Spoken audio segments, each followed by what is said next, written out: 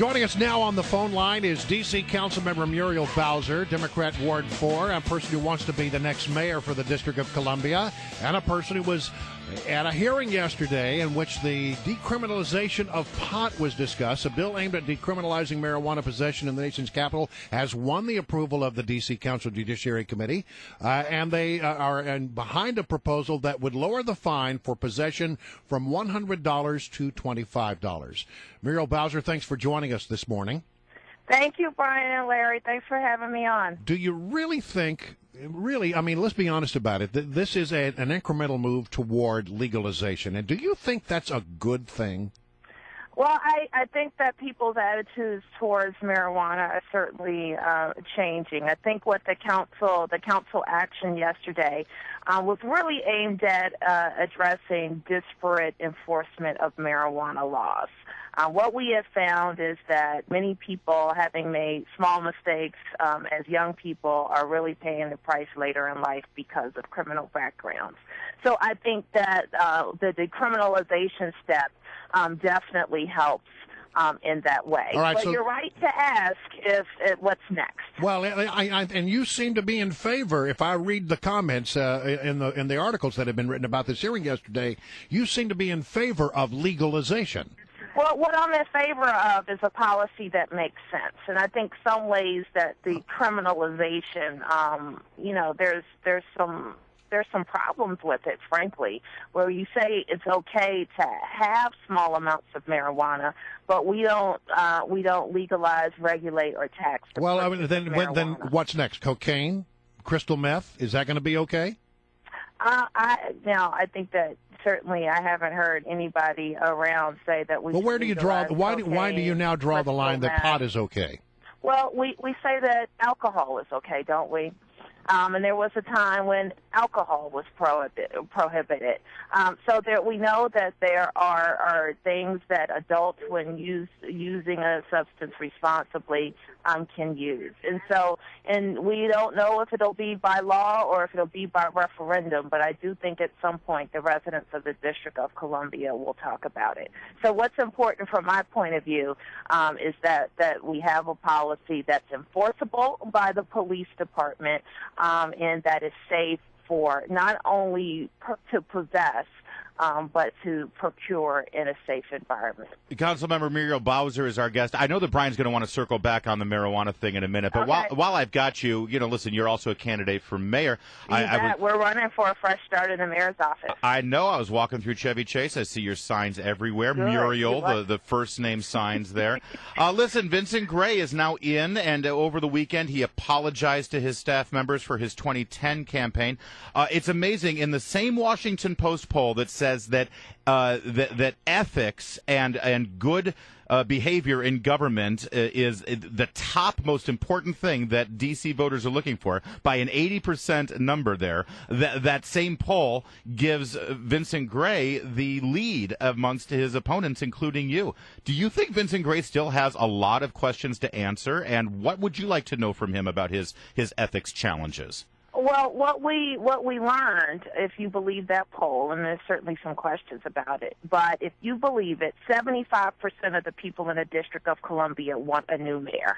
And that's exactly what I've told people since March 23rd when we launched, and what I learn every day when we're out talking to people on their doors.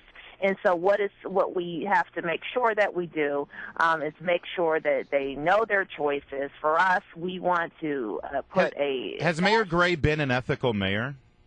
What we know is that 4 people have been indicted around a campaign for the last campaign for D.C. mayor. And that the U.S. attorney has asked questions, has asked to speak to this mayor, and has been denied. We know that for months this administration has refused to give over basic documents that the U.S. attorney has requested. So apologies are one thing. Showing the law enforcement what they need to know to clear this up is another thing entirely, and that's certainly what the voters deserve. Well, let me return back to the topic of pot, because I'm not done with this yet. You have lowered the fine. You propose lowering the fine to $25. And you say, well, look, it's an onerous burden on people to pay a high fine for pot, and therefore we need to lower the fine to just $25. There are others who would look at it and say, maybe if people are so poor that they can't afford a $100 fine, maybe they shouldn't be spending so much dadgum money on pot. What do you say to that? Well, one thing I think the preliminary approval hasn't landed in the right spot on, and I'm certainly going to work with my colleagues on this, is public use of marijuana. Currently, what's proposed by the mover of this initiative is that it be treated differently even than public drinking. And what I know that constituents in D.C. won't tolerate is public use of marijuana, nor will they tolerate open-air drug markets to sell this. With due respect, you didn't answer my question. I mean, let me put it another way. If I run through one of your speed ticket cameras in the district 11 miles an hour over the speed limit, the fine is $100. Mm-hmm. The fine now that you're proposing for pot is $25. To me, that's messed up. Well, I recognize that, but we don't want people running through our red light cameras. But I think what the changes to the law would suggest is that adults can make decisions about responsible marijuana use. You would agree indoors. with me that if you legalize or decriminalize pot, that there will be an increase in the amount of pot consumed in the District of Columbia. Isn't that a fair assessment? I'm not sure. Well, why wouldn't if it's no longer against the law? Why wouldn't more people then partake? Well, people partake plenty while it's against the law. But you say that there will not be an increase. That sort of goes against what we're seeing in Denver right now. I think what we're seeing in Denver is not the situation that we're proposing, number one.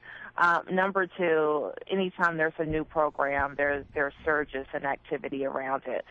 So I don't really know what. Well, how are you going to feel more or less consumed when there are more people driving on the streets who are high, who should not be behind the wheel, and we start to see an uptick in the number of really tragic accidents, and people are actually injured and hurt as a result of your policy?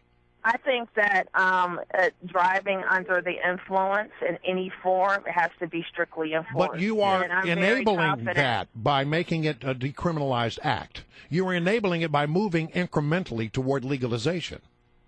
No, what we're saying is that any driver of an automobile has the responsibility to do so without being under the influence.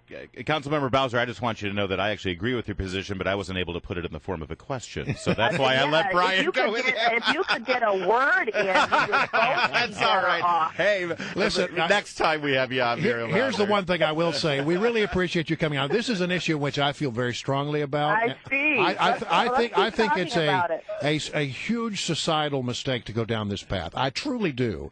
I appreciate, though, that you're willing to come on and defend your position. No, absolutely. And what we've seen, and what we've certainly seen even from public opinion polls, is that people's attitudes towards marijuana and marijuana use is changing. Yeah, but that doesn't mean that it's a good thing for society. The responsibility of government, yes, but it is the responsibility of government to at least speak to these issues and make sure we have cogent policies that make sense, that we're educating people. Because I agree with you on this point, is that marijuana is a drug. And we don't want to introduce our children to drug use or say it's okay at an early age. But for adults, let's help make adults make decisions. Let's leave it at that kumbaya moment. Yeah. We've agreed on that. Muriel Bowser, thanks for joining us. We've heard from her. We've heard from Brian, and I agree with Muriel Bowser. So